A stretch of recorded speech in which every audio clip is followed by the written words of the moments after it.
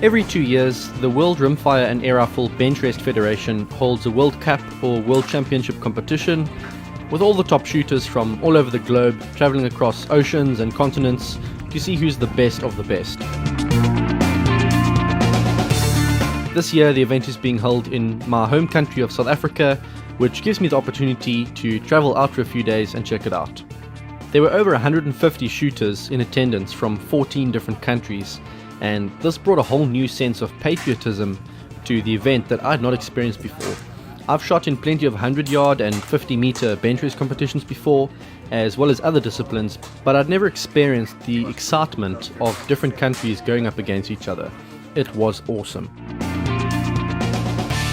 I arrived on the first practice day before the event officially started, and this gave me some insight into what a typical preparation day looked like. Now, an extra practice day isn't going to make you a better shooter, but it does give you insight into what the wind might do. And I know from experience that every range is different. The conditions for the next few days would be incredibly challenging. Even some of the local guys said they had never seen wind like this before. So everyone wanted to get in some range time to get a feel for what their pellets might do. It was cool to see shooters from places I'd never expect, like Iran and the Philippines, and even more humbling was to be recognized and greeted by name by people who could hardly speak a word of English. The style of shooting that I'm used to may be very different to what they're used to, but at the end of the day, the love for the sport is the same, and we had plenty to talk about.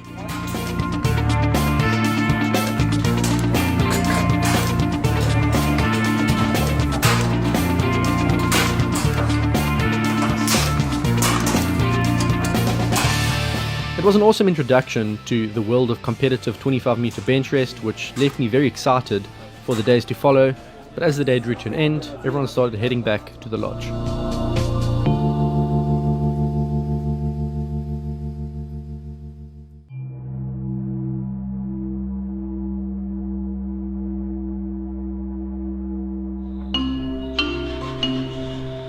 My home for the next couple of days would be a place called Zebra Lodge, and what's cool is that the WRABF basically booked out the entire place, which allowed all the shooters to stay together and get to know each other, and made transport by shuttle bus to and from the range really easy.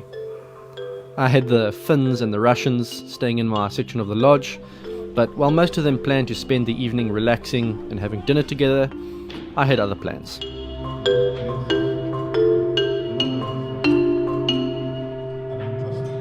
I had been invited to attend the Colours Evening, where the South African Precision Sport Shooting Federation would award the country's top shooters with national and federation colours.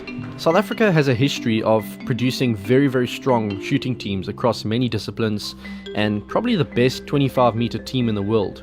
So earning national colours is not something that is taken lightly. You basically have to shoot 99% of the top shooters' score to even be considered. And so every one of these guys and ladies deserved to be here. It was a special thing to witness.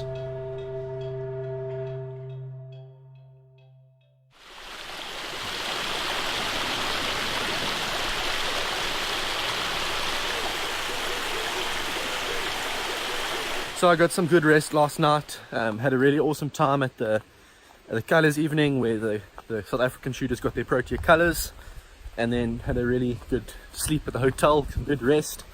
I'm going to head down now to the bottom at the lodge here to have some breakfast, and then a bus is going to take all of the shooters who are staying here down to the range so they can get some practice in. So looking forward to it. I'm going to bring my cameras and my drone with, get some footage of the practice for you guys, and hopefully enjoy it.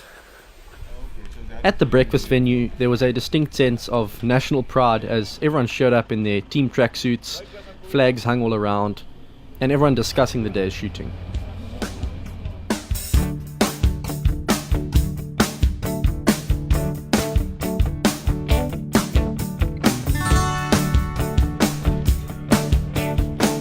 At the range, the wind was just as tricky as the first day, and even more shooters had arrived, so the range was constantly full. There are two divisions for air rifle: light varmint, which is sub 12 foot-pound, and heavy varmint, which is sub 20 foot-pound. So people had to set up numerous rifles, particularly those who were also shooting the rimfire divisions as well, who had another 2 rifles to set up. And I didn't get much footage of the rimfires, unfortunately. I was very much focused on the air guns, particularly because the setups were very different to what I was used to. In the 100-yard Benchrest circuit, which I'm used to, the top rifles for the job are mostly FXs with some day states and raws thrown in, but 25 meters completely different, with Walther, Feinwerk Bow, Steyr, Thomas and Raw being the top brands and not a single FX or day state in sight. The strategy is completely different as well, but I'll talk about that later.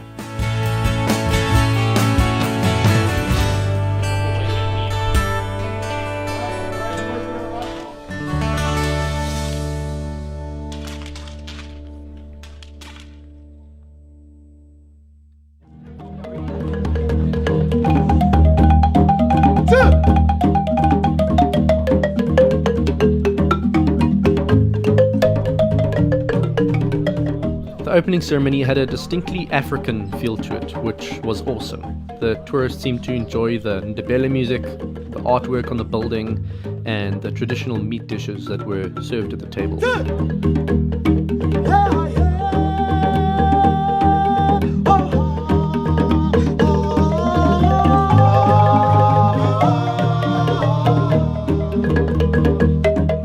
At dinner time, there were a few speeches made and the event was officially declared open. I got to speak a little bit about the world of 100-yard Benchrest, my experience of 25 meter, and how we should all be open to learning from each other, because there's constant development happening across all disciplines that we can all benefit from, and at the end of the day, we all share the same passion.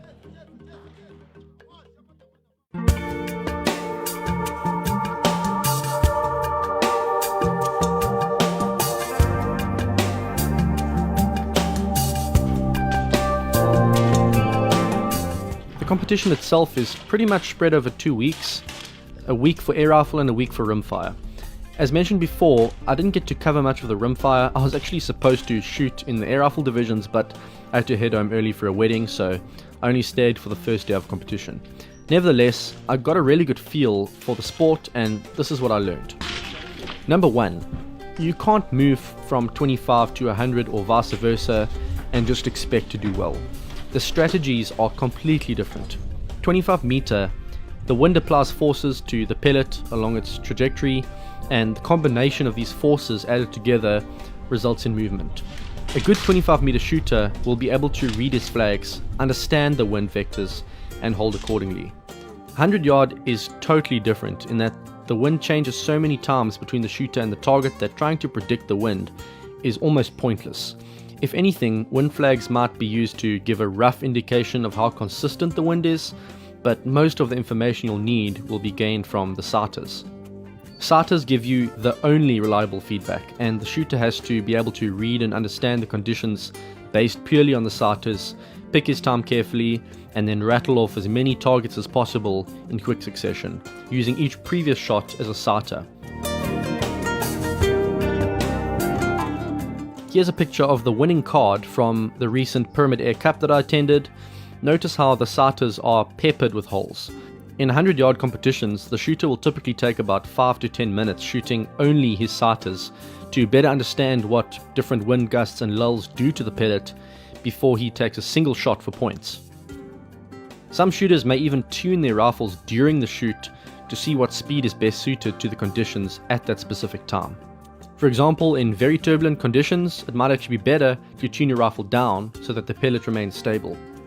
Although the number of scoreable targets is the same across the disciplines, a 100-yard shooter will typically take 3 or 4 times as many shots in total, and for this reason, the equipment looks very different as well. 25-meter shooters will typically need less than 40 shots for a card, and that's in 177, so there's no need for huge air capacity. At 100 though, most of the top shooters will opt for anything between 480cc and 1.2 litres of air capacity on their rifles, and high capacity magazines as well.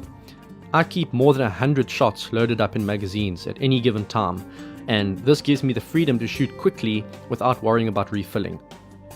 Another big difference is that 25-meter shooters tend to use adjustable front rests, while 100-yard shooters tend to opt to shoot off a bar pod and sandbags.